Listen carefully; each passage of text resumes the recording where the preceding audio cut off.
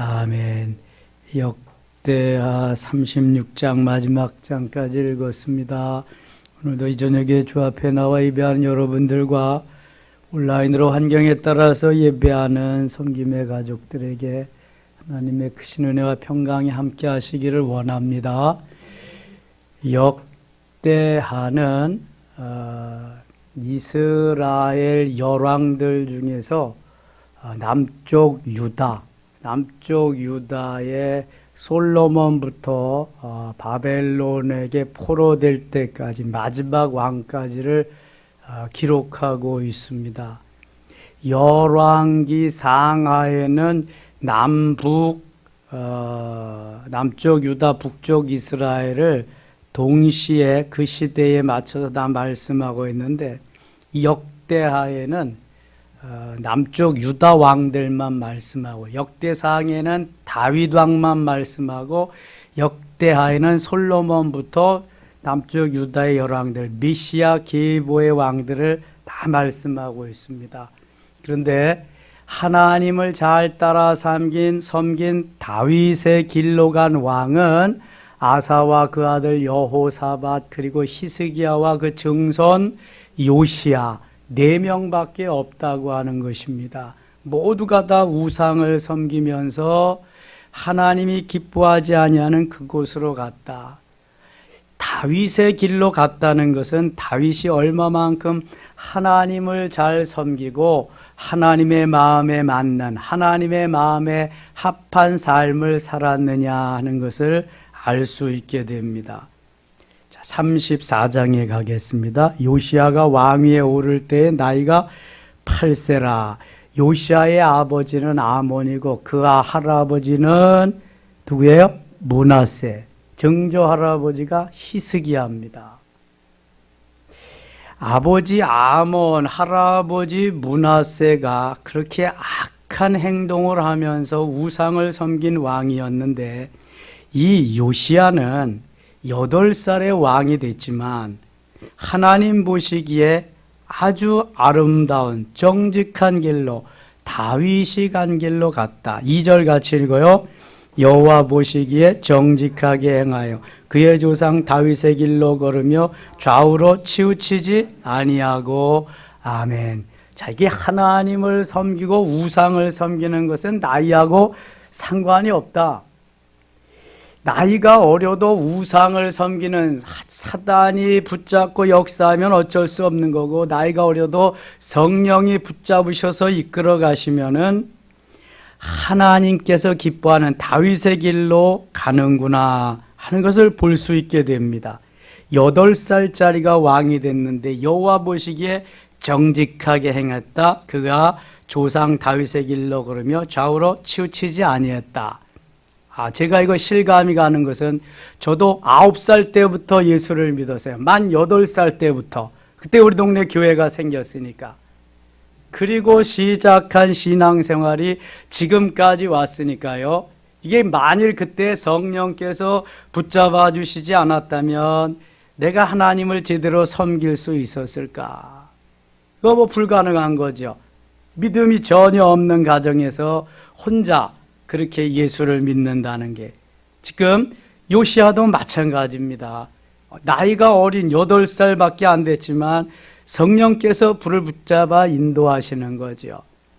다윗도 어린 시절에 그가 믿음으로 양을 치면서 소양을 길러가고 음악성을 길러가면서 문학성을 길러가면서 살아계신 하나님을 찬양합니다. 하나님이 일찍부터 그를 양의 우리에서 선택하시고 다윗을 기르시는 거예요. 양육하게 하시며, 다윗은 양을 치지만 하나님은 다윗을 치면서 양육하고 기르시는 거예요. 8형을 다 제쳐놓고 양을 치는 다윗을 일찍부터 선택하셨다고 하는 것은 하나님이, 성령께서 그를 붙잡고 가고 계시다는 거죠. 그래서 베냐민 지파 사울을 폐하시고 사울의 왕이 40년이 지난 다음에 하나님의 마음에 맞는 이새의 아들 다윗을 선택합니다. 이게 사도행전 23장에 나오는 그러한 일들입니다.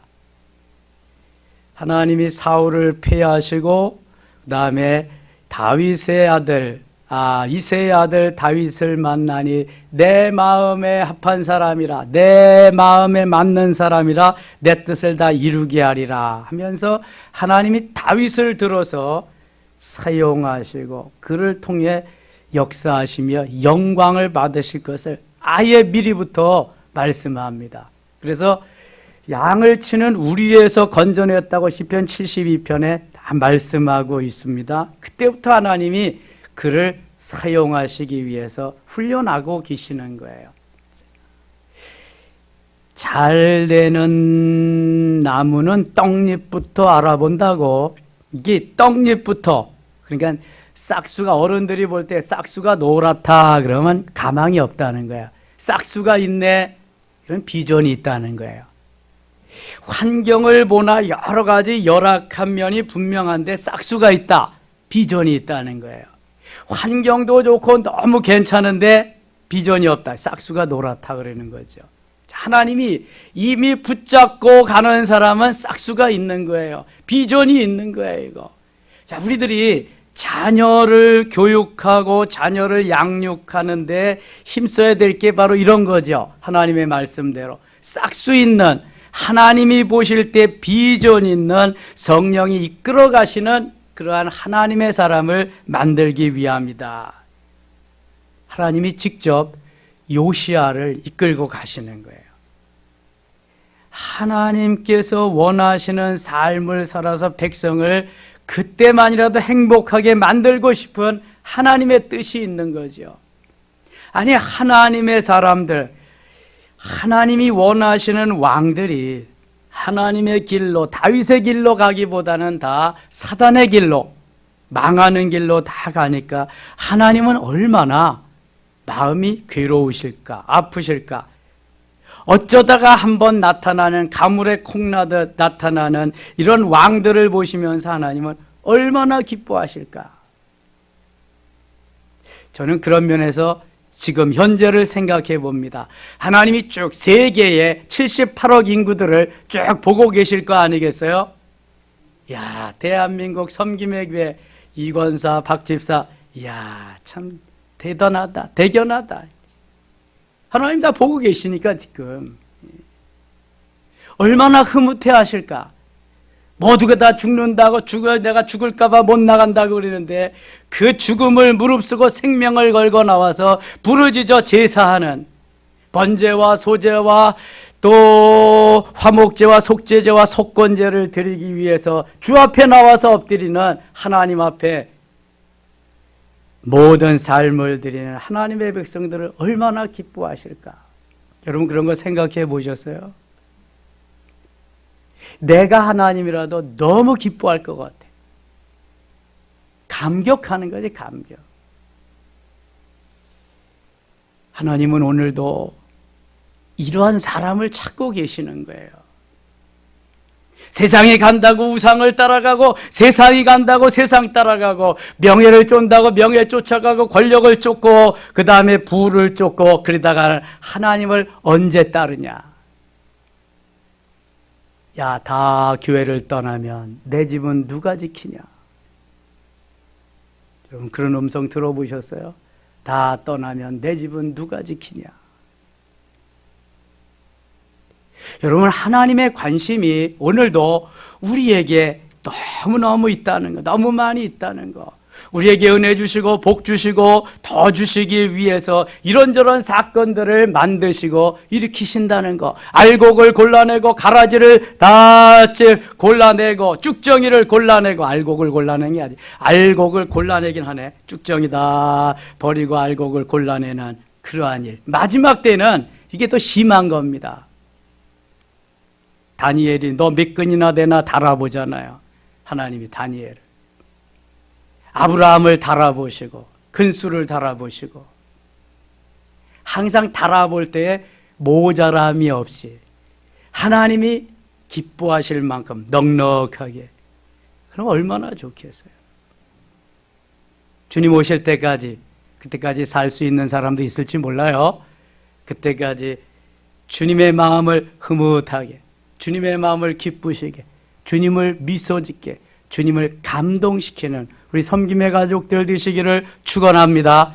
여러분, 환난과 고통은 언제라도 있는 거예요. 그걸 통해서 내 찌꺼기를 걸러내고 불순물을 걸러내고 정제된 순도가 더 높은 보석을 만들기 위함이지 결코 우리를 어렵게 힘들게 하려고 하는 게 아니에요. 여러분, 한번 재련할 때마다 용광로 속에 들어갔다 나올 때마다 순도가 높은 보석이 된다니까요. 깎아낼 때마다 순도 높은 보석이 된다니까요. 금방하시는 김종숙 집사님 너무 잘하시고, 우여정 집사님 안 오셨네. 우여정 집사님 그거 깎고 만들고 하는 거 아시잖아요. 하나님이 우리를 깎으실 때 얼마나 아플까, 얼마나 괴로울까. 하나님이 용광로 속에 집어넣었을 때 얼마나 아플까, 뜨거울까, 얼마나 괴로울까. 주님이 다 보고 계시잖아요. 여러분, 우리들이 이 길 가는 거요, 좀 힘들고 어렵지만은요, 이게 주님의 마음을 감동시키는 걸 알아야 돼.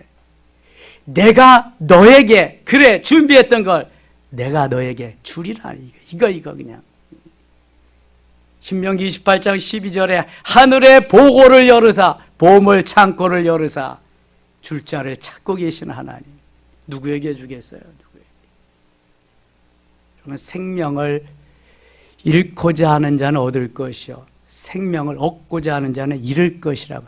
주님은요, 태반이 역설적입니다. 파라독스. 주님의 말씀은 얼마나 역설적인지 몰라요.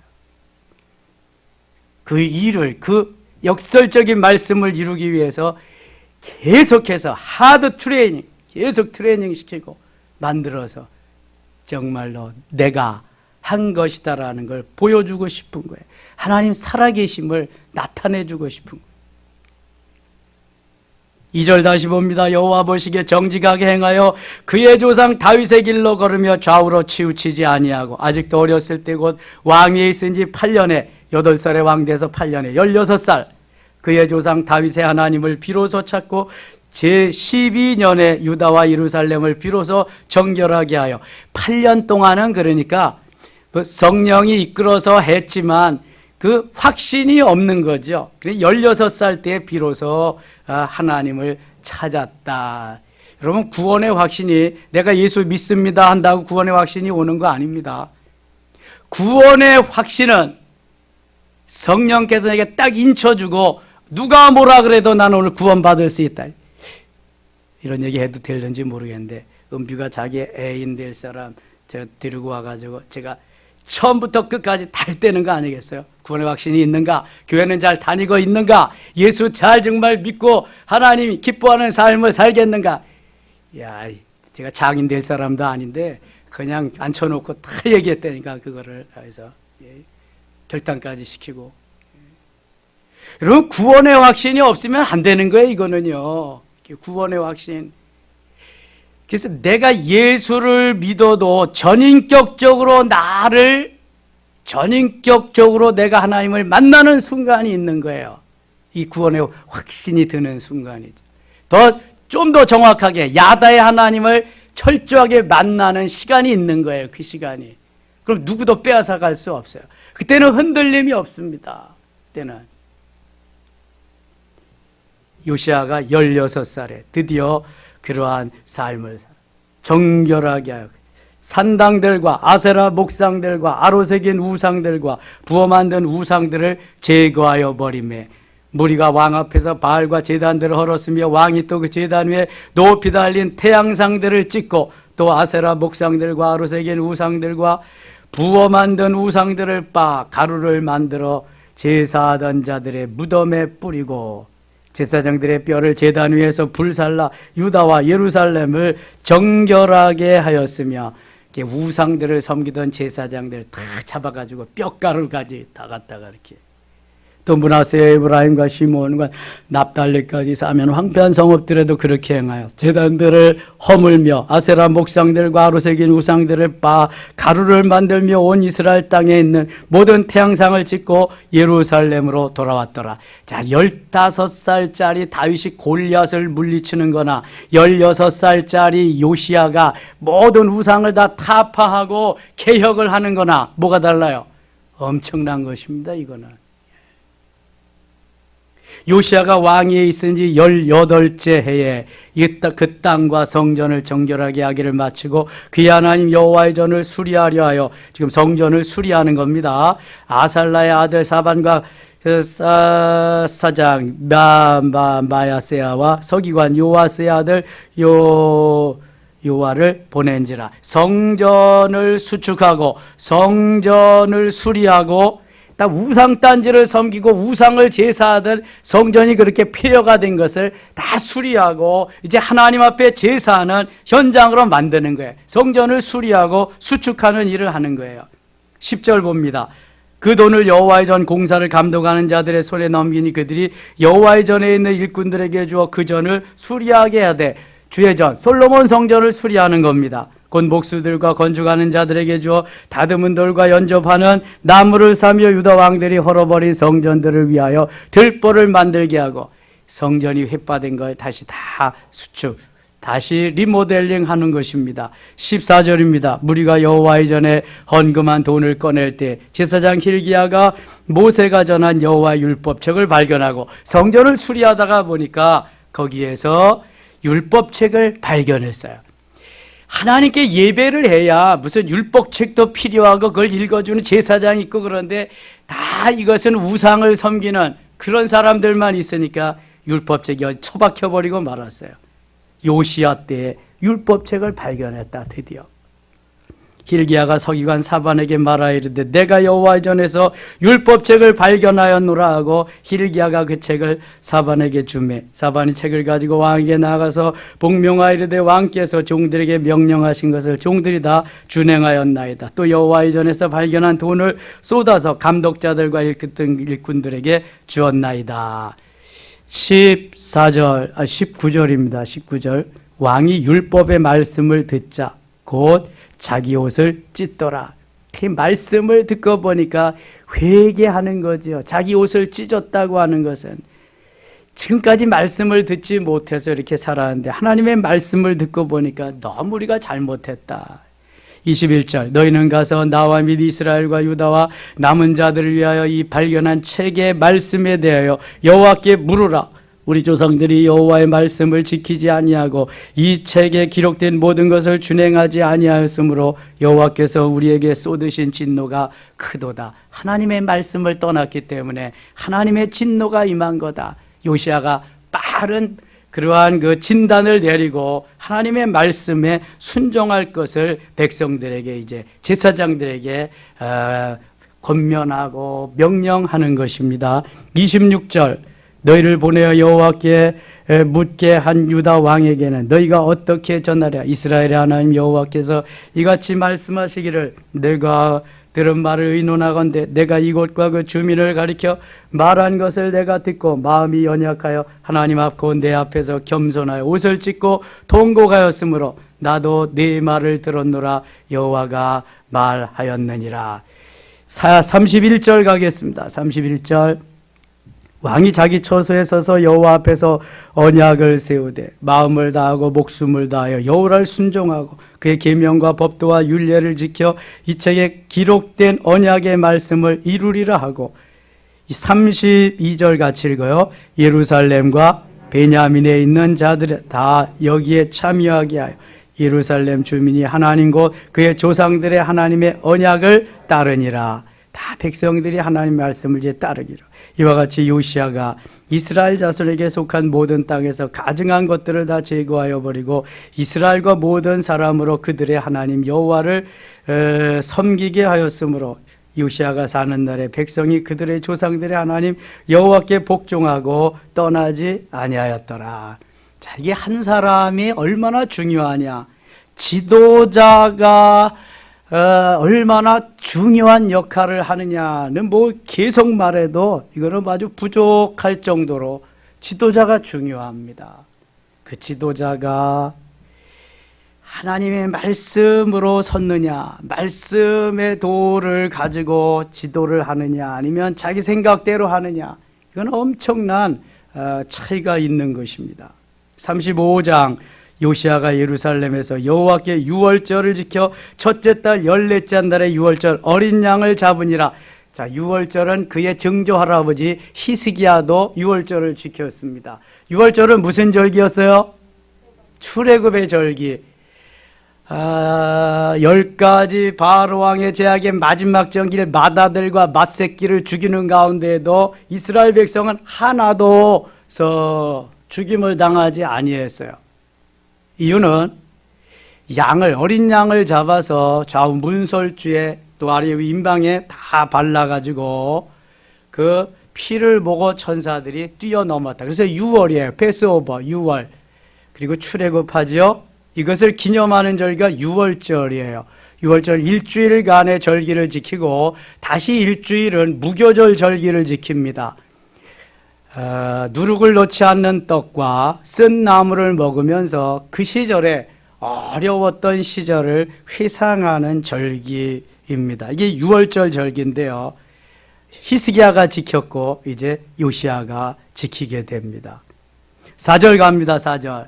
너희는 이스라엘 왕 다윗의 글과 다윗의 아들 솔로몬의 글을 준행하여 너희 족속대로 반열을 따라 스스로 준비하고 너희 형제 모든 백성의 족속의 서열대로 또는 레위 족속의 서열대로 성소에 서서 서열대로 다 스스로 성결하게 하고 유월절에 어린 양을 잡아 너희 형제들을 위하여 준비하되 여호와께서 모세를 통하여 전하신 말씀을 따라 행할지니라. 모세가 다 제정해 준 거니까 모세를 통해서 한 거 그대로 따라해라. 요시아가 그 모인 모든 일을 위하여 백성들에게 자기의 소유 양떼 중에서 어린 양과 어린 염소 3만 마리와 수소 3천 마리를 내어 유월절 제물로 주매. 자, 은혜 받은 사람과 받지 못한 사람의 차이는 이런 겁니다. 하나님께 은혜를 받으면 모든 것이 하나님의 소유임을 고백하게 됩니다. 아까울 것이 없지요. 염소 3천 마리, 어린 양과 어린 염소 3만 마리, 양떼 중에서 어린 양과 어린 염소 3만 마리와 수소 3천 마리, 3만 3천 마리. 방백들도 즐거이 희생을 드려 백성과 제사장들과 레위 사람들에게 주었고 하나님의 전을 주장하는 자 hil기야와 스가랴와 여이엘의 제사장들에게 양 2,600마리와 수소 300마리, 그럼 2,900마리. 또 레위 사람들의 우두머리들 곧 고나냐와 그의 형제 스마야와 다드네가 또 하사바와 하시알과 요사밭인 양 5,000마리와 수소 5,500마리. 레위 사람들에게 유월절 제물로 주었더라. 어쩌다가 이렇게 절기를 지키게 되었는데 그 마음이 왕으로부터 지도자들로부터 방백들로부터 백성들에게까지 너무 감동이지요. 너무 감격적인 거지요. 그래서 하나님 앞에 정말 그 기뻐하시는 제물을 수없이 드립니다. 엄청나게 드립니다. 하나님이 얼마나 기뻐하겠어요. 11절 유월절 양을 잡으니 제사장들은 그들의 손에서 피를 받아 뿌리고 또 레위 사람들은 잡은 짐승의 가죽을 벗기고 그 번제물을 옮겨 족속의 서열대로 모든 백성에게 나누어 모세의 책에 기록된 대로 여호와께 드리게 하고 소도 그와 같이 하고 계속 유월절에 짐승을 잡아서 하나님 앞에 드리는 이 제사를 계속해서 드리는 거예요. 워낙 숫자가 16절 가겠습니다. 16절. 이와 같이 당일에 여호와를 섬긴 일이 다 준비되매 요시야 왕의 명령대로 유월절을 지키며 번제를 여호와의 제단에 드렸으며 17절 같이 읽겠습니다. 그때 모인 이스라엘 자손이 유월절을 지키고 이어서 무교절을 7일 동안 지켰으니 유월절 7일 지키고 무교절 7일 지키고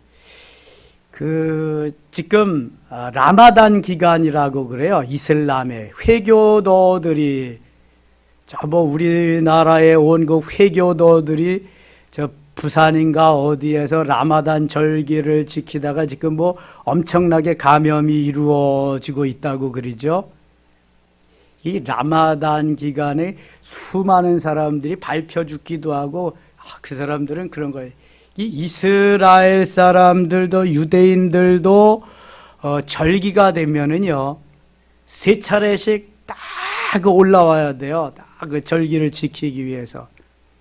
근데 여러분, 예루살렘 성전, 솔로몬 성전 주위에 사는 뭐 유다 지파나 레위 지파나 이런 데는 뭐 괜찮겠지만, 그냥 멀리 사는 지파들은 한번 올라오면 몇 달 며칠씩 걸리잖아요.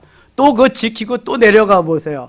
언제 뭐 그냥 돈 벌어서 먹고 살고 언제 그렇게 했는지 모르겠어요. 그런데도 이 사람들은 정성이잖아요, 이게요. 하나님이 지키라고 했기 때문에. 그것만 지키라 그래요? 뭐 지키라 그래요? 안식일 지키라 그래요. 아니, 하루에 2번씩 아침 저녁으로 제사 드리라 그러지. 안식일 지키라 그러지. 월사 초하루 제사 드리라 그러지. 그 다음에 절기 세절기 지키라 그러지. 하나님이 저들에게 명령하신 게 엄청 많은데 다 잊어버리고 살다가 이렇게 이제 회복을 해서 하나님께 드리니까 하나님 얼마나 기뻐하시겠어요. 19절입니다. 19절. 요시아가 왕위에 있은 지 18째에 유월절을 지켰더라. 8살에 왕이 돼서 18살, 26살에 유월절을 지켰네요. 24절 가겠습니다. 24절. 그 부하들이 그를 병거에서 내리게 하고 그의 버금 병거에 태워 예루살렘에 이르매 그가 죽으니 그의 조상들의 묘실에 장사되니라. 온 유다와 예루살렘 사람들이 요시아를 슬퍼하고, 이 요시아 같은 왕은 좀 오래 살면 좋은데 뭐 사람들은 돌아가게 되었으니까요. 인생은 돌아가고 시대는 지나가는 게 법칙이니까, 순례니까. 예레미야는 그를 위하여 애가를 지었으며 모든 노래하는 남자들과 여자들은 요시아를 슬퍼 노래하니 이스라엘의 규례가 되어 오늘까지 이르렀으며 그 기사는 애가 중에 기록되니라. 요시아의 남은 사적과 여호와의 율법에 기록된 대로 행한 모든 선한 일과 그의 처음부터 끝까지의 행적은 이스라엘과 유다 열왕기에 기록되니라. 이렇게 요시아가 오랫도록 그 통치를 하면서 남겼는데, 몇 년을 요시아가 다스렸어요? 지금 31년을 다스렸는데, 그러면 39살에 죽은 건 너무 일찍 죽었잖아요. 그 아들이 여호아하스가 이제 왕이 됩니다. 36장 갑니다. 그 땅의 백성이요 또 요시아의 아들 여호아하스를 세워 그의 아버지를 대신하여 예루살렘에서 왕으로 삼으니, 여호아스가 왕위에 오를 때 나이가 23세더라. 그가 예루살렘에서 다스린 지 석 달에 애굽 왕이 예루살렘에서 그의 왕위를 폐하고 또 그 나라의 은 100달란트와 금 1달란트를 벌금으로 내게 하여 애굽 왕 느고가 또 그의 형제 엘리야김을 세워 유다와 예루살렘 왕으로 삼고 그의 이름을 고쳐 여호야김이라 하고 그의 형제 여호아스를 애굽으로 잡아갔더라. 이 요시아가 통치하던 하나님을 섬기면서 하나님 말씀대로 나라를 다스리던 때는 정말 하나님이 지켜주시고 너무 행복했는데, 이제 그 아들 여호아하스 때에 하나님을 버리니까 또 나라가 이렇게 위태로워진 거예요. 5절입니다. 여호야김이 왕위에 오를 때 나이가 25세라 예루살렘에서 11년 동안 다스리며 그의 하나님 여호와 보시기에 악을 행하였더라. 바벨론 왕 느부갓네살이 올라와서 그를 치고 그를 쇠사슬로 결박하여 바벨론으로 잡아가고, 느부갓네살이 또 여호와의 전 기구들을 바벨론으로 가져다가 바벨론에 있는 자기 산당에 두었더라. 이거 이미 열왕기하 23장에 다 나온 말씀들인데요. 북이스라엘은 BC 722년에 아수르에게 이미 멸망당했고요. 남쪽 유다는 이제 바벨론의 느부갓네살에 의해서 BC 586년에 종말을 구하게 됩니다. 아수르가 그렇게 강한 나라였는데 바벨론에게 정복을 당하게 되고요. 바벨론은 후에 또 아시리아, 바사라고 하는 나라에 정복을 당해서 바사의 왕 고레스가 하나님의 명령에 따라서 칙령을 내려가지고 유대인들을 포로에서 귀환시켜 줍니다. 그게 이제 에스라서에서 전개되는 내용이죠. 11절 가겠습니다. 11절. 시드기야가 왕위에 오를 때에 나이가 21세라 이거 했죠. 13절 봅니다. 또한 느부갓네살 왕이 그를 그의 하나님을 가리켜 맹세하게 하였으나 그가 왕을 배반하고 목을 곧게 하여 마음을 완악하게 하여 이스라엘 하나님 여호와께로 돌아오지 아니하였고 모든 제사장들의 우두머리들과 백성도 크게 범죄하여 이방 모든 가증한 일을 따라서 여호와께서 예루살렘에 거룩하게 두신 그의 전을 더럽게 하였으며 하나님의 전이 이방인에 의해서 더럽혀져. 이미 하나님을 떠날 때에 그 백성들도 주의 전을 우상의 소굴로 더럽게 만들었는데 이제 이방인의 손에 넘어가니까 완전히 폐허가 되는 것은 뭐 아주 시간 문제지요. 17절입니다. 하나님이 갈대아 왕의 손에 그들을 다 넘기심에 갈대아라고도 하고 바벨론이라고도 합니다. 바벨론, 갈대아 같은 나라입니다. 그가 와서 그들의 성전에서 칼로 청년들을 죽이며 청년 남녀와 노인과 병력한 사람을 긍휼히 여기지 아니하였어요. 남녀노소를 물러나고 다 그냥 죽이는 거예요. 쓸만한 사람은 잡아가고요. 또 하나님의 전에 대속 그릇들과 여호와의 전에 보물과 왕과 방백들이 보물을 다 바벨론으로 가져가고 보물을 다 바벨론으로 가져갔다. 우리도 일제 36년 치하에 우리나라의 보물급들을 일본 놈들이 얼마나 많이 훔쳐갔는지 몰라요. 지금 뭐 수만저 얼마나 많은지 헤아릴 수도 없대요. 그거 그냥 훔쳐가고 그리고 자기네 거라고 주지도 않잖아. 지금 빌려다가 우리가 그 봐야 되고 그럴 실정이고. 나쁜 놈들입니다. 19절 또 하나님의 전을 불사르며 예루살렘 성벽을 헐며 그들의 모든 궁실을 불사르며 그들의 모든 귀한 그릇들을 부수고.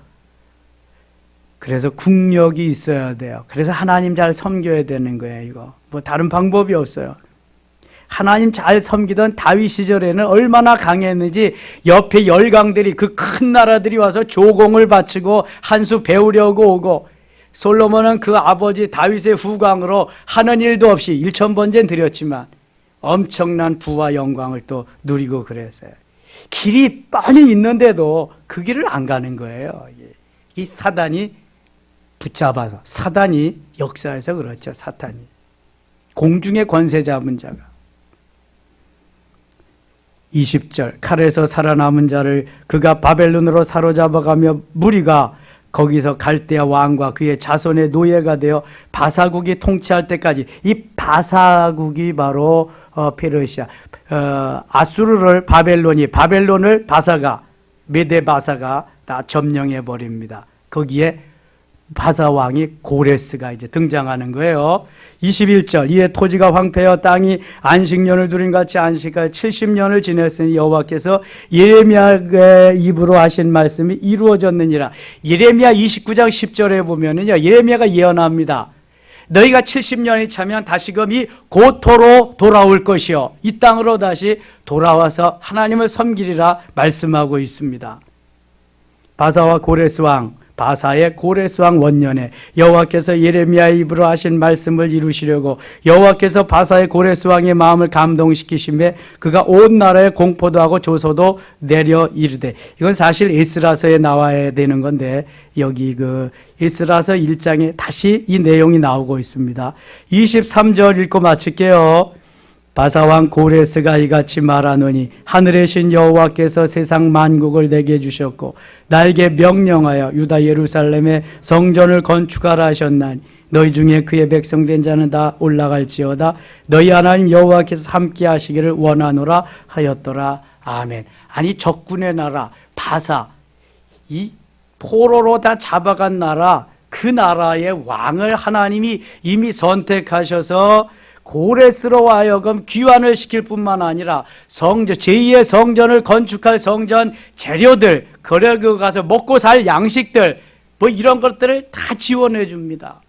근데 그것이 이미 이사야 44장에, 이사야 45장에 하나님이 그를 목자로, 기름 부은 자로 이미 세워주셨어요. 하나님이 고레스를. 그래서 때가 되면 고레스 왕의 마음을 감동시켜서 그 일을 하게 하시는 거예요. 누가 하셨다? 하나님이. 자, 그러니까 우리가 늘 하나님이 나와 함께 하시도록 임마누엘의 하나님, 그 하나님이 나와 함께 하시도록 에베네셀의 하나님, 여기까지 인도하신 그 하나님, 여호와 이레의 하나님, 준비하신 하나님, 여호와 니스의 하나님, 승리케 하시는 하나님, 바로 이 하나님이 나의 모든 것 되시는 것을 확실히 믿고 그 하나님만 의지하고 그 하나님 말씀대로 따르면 승리는 우리의 것인 줄 믿습니다. 이게 하나님의 자녀예요. 하나님의 자녀. 우리는 성경을 읽고 듣고 수없이 하면서도 이것도 깨닫지 못한다고 한다면 오늘도 그 부모님의 마음을 감동시키고 감격시키지 못하는 거예요. 글쎄 조금 미소를 짓게 할지는 모르지만 정말 감격하게 하고 감동시키는 그러한 자녀들이 있다면 부모님이 얼마나 기뻐하시겠어요. 하나님 똑같은 거예요. 저 다윗과 같이, 솔로몬이 초중반같이, 아사와 여호사밧과 히스기야와 요시야와 같이 하나님의 마음을 감동시키는, 하나님이 기뻐하시는 우리 모든 섬김의 가족 되시기를 축원합니다. 하나님 아버지 고맙습니다. 세상이, 시대가 우리를 그냥 놓아두지 않고 있습니다. 사단은 어떻게든지 공중의 권세 잡은 자로서 우리를 하나님께로부터 띄워놓고 말씀에서 멀어지게 하고 교회에서 떨어지게 하고 계속해서 우리를 이간질시키는 사단의 역사가 있기 때문입니다. 하나님 도와주시옵소서. 어떠한 형편과 처지에서도 주님만 바라보며 주님만 의지하며 주님만 신뢰하며 주님만 소망하며 달려갈 때에 하나님이 우리를 들어 멋있게 사용하실 줄 믿습니다. 코로나 시절 너무 어려운 때입니다. 분명합니다. 그러나 하나님 이때 더욱더 정금 갖게 하시고 이때 더욱더 빛나는 보석 되게 하기 위해서 우리에게 기회를 주신 줄 믿습니다. 자부심을 가지고 자긍심을 가지고 자존감을 가지고 주님 앞에 더 가까이 나아가며 모든 것을 이길 수 있도록 다윗과 같이 이길 수 있도록 역사하여 주시옵소서. 이 저녁에 기도할 때 함께 하시고 우리의 기도를 들어주시며 오늘도 함께하지 못한 모든 섬김의 가족들에게도 같은 은혜와 사랑을 내려 주시옵소서. 예수님 이름으로 기도드리옵나이다. 아멘.